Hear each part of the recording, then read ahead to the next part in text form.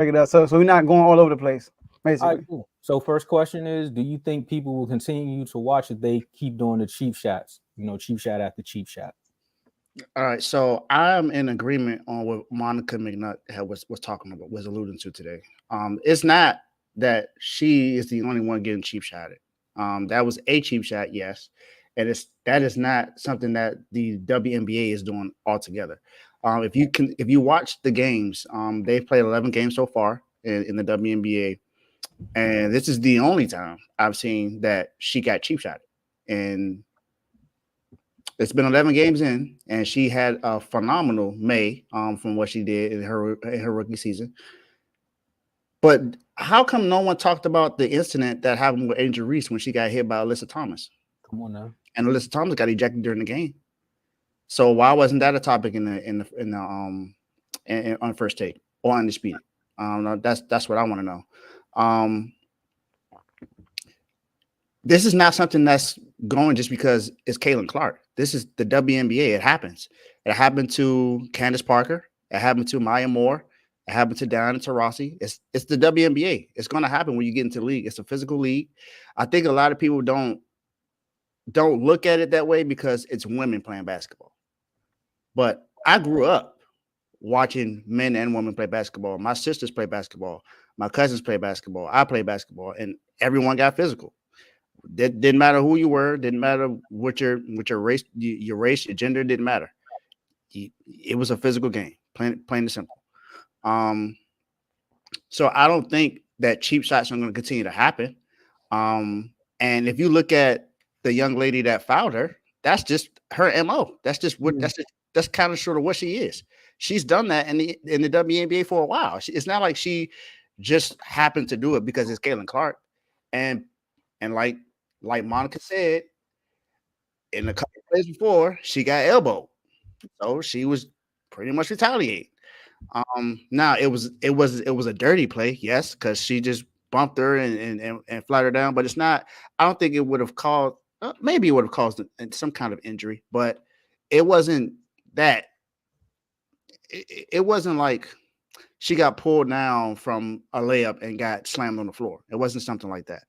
It was a hard foul, and those who watch basketball have known that hard fouls have been happening since basketball started. Look at what happened when Jordan was in the league. They had the Jordan rules for a reason because every time he tried to go up and dunk or layup, he got slammed to the floor.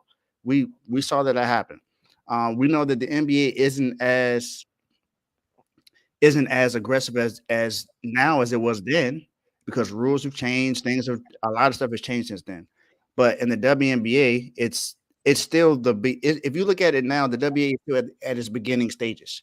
It's beginning now to get more famous. And some of the deals that they've gotten was starting to happen about 4 or 5 years ago. It's just that now that we have all of these stars coming in, people forget that Sabrina was one of the first ones. From who was drafted last year. She was also a star. We can't forget what she did. Remember, she was just in the 3-point contest with Stephen Curry. Caitlin Clark wasn't in that contest. It was Sabrina because we know what Sabrina can do in the league. Candace Parker has been known to be really great. I mean, Diana Taurasi is great. There's so many great WNBA players that's been in the league. It's just that now that the game has changed and the attention has changed because of what happened in college with Caitlin Clark and Angel Reese and Cameron Brink, that it's now bringing the WNBA more attention.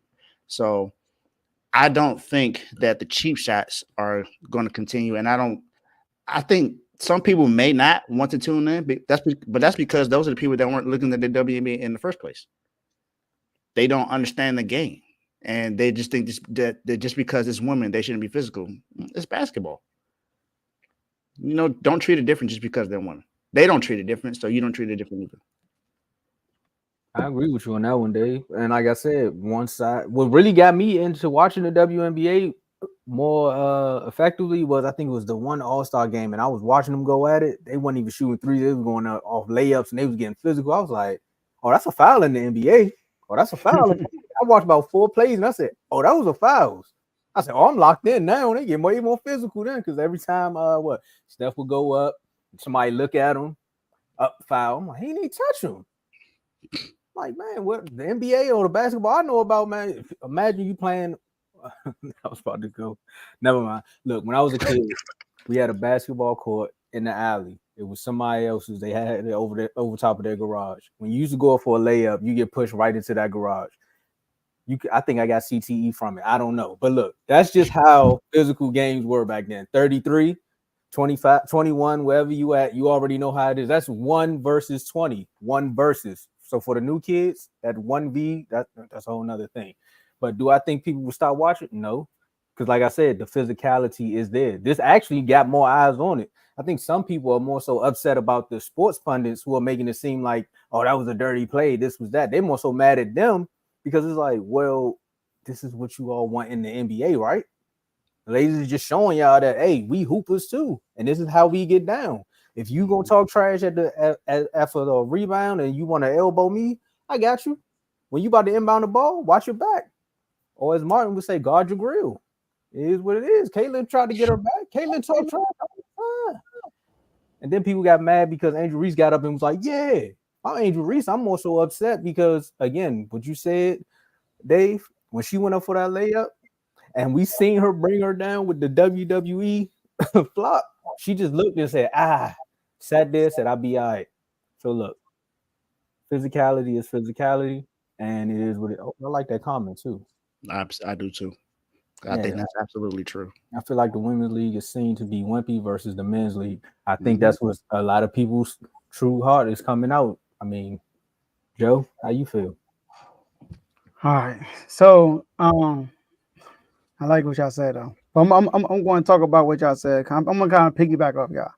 Now, I understand why Angel Reese situation didn't get the attention Caitlin Clark did, because although Angel Reese is part of the movement, the big portion of the movement is Caitlin Clark, because her game is exciting. She brought the most eyes to the women's basketball. You know what I mean? So she's like Wemby, and Angel Reese is like Chet. You know what I mean? Like, yeah, Chet is unique. Chet got talked about too, but Wemby got talked about so much more. You know, so that's how I look at it. So I get why Caitlin has multiple incidents where there were like people like in her face. She got in somebody's face. There have been multiple situations like that. So I think that's why it's getting blown up, not Angel Reese situation.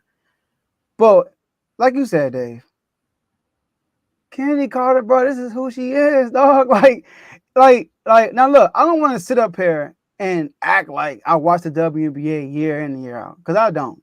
All right, I'm gonna keep it 100 where everybody listen. I don't watch it intensively like I do the NBA and NFL. I don't do that, right? But I do watch some, and then when we're about to talk about a topic, I do my research. All right, I make sure I don't come in here and just guessing. Kennedy Carter, bro, like her history has been issues. First of all, Kennedy Carter, I don't want to bash her, so I'm not gonna go into no detail of her history. But she has a history of, like, you know, kind of like she's talented, but she also gonna bring, like, you know, some antics with her. You know what I mean? Like, she got into a couple of teammates, you know, all that stuff, right? So that's Draymond.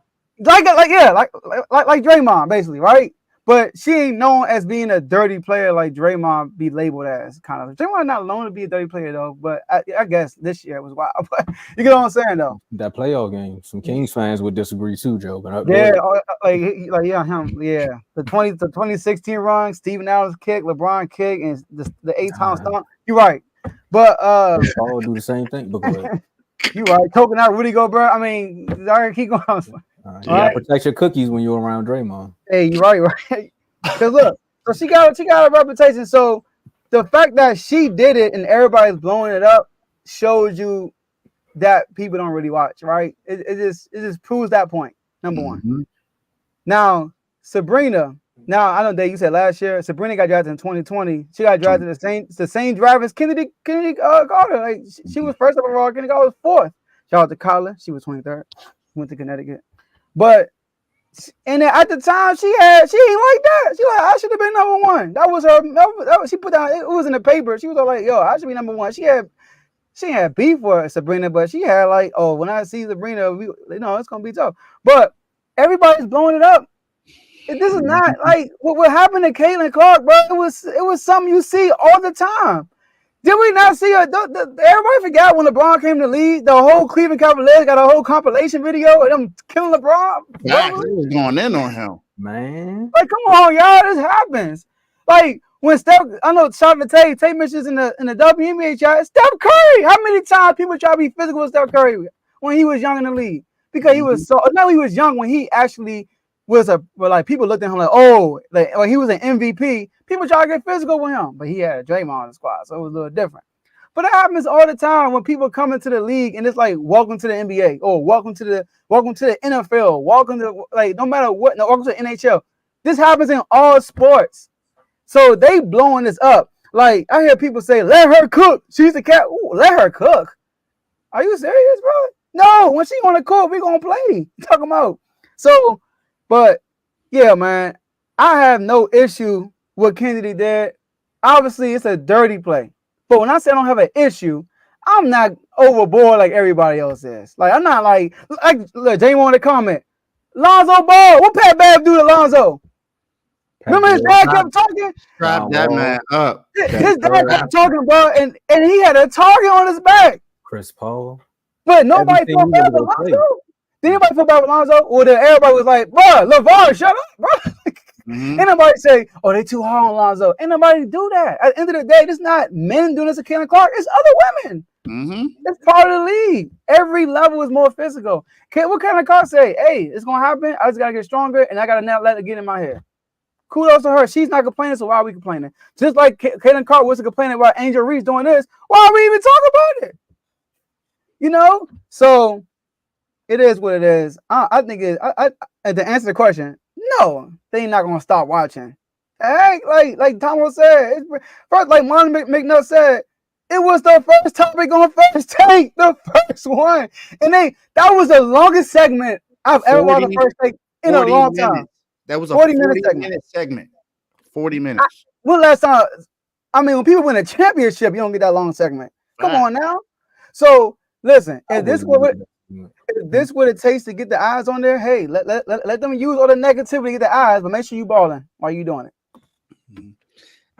What's it, Dr. Bell? If that's what it is. To continue to watch the show. We'll talk about that after we finish this segment. Oh yeah, it's the next topic. Yeah. Oh man, we got the schedule. What's going on, bro? Hey, I was we got a new insider. Hey, shout out to you, man. Make sure you hit that subscribe button and that like button. So the time we can do all the announcements after the WNBA topic. All right, cool. So like I'm glad you brought up the Lonzo situation because, of course, the question now, honest. Oh my goodness, what just happened? With my teammates. Okay, now you good. Go ahead and keep talking. I froze. I'll be back. Kick us all. All right, cool. I got you. I said, with my teammates. Okay. I see you did it. All right, look. Speaking of teammates. Yeah. Speaking of teammates, the question is this, Dave. We it's for the audience, obviously. Matt Barnes came out and he had a good point. You know, the Caitlin Clark going through, going like people is challenging her basically, right? In her face, all that stuff. And he like, man, where are her teammates at? And that's why y'all sorry. Basically, I'm paraphrasing. That's why y'all sorry now. That's why y'all haven't been good lately. So, Dave, do you think like what everybody's saying about Caitlin Clark's teammates, or it should happen? And what Monica McNutt said, she said maybe that's not who they are. We can't expect, right? So, how do you feel about that whole situation? Her teammates not stepping in and having her back.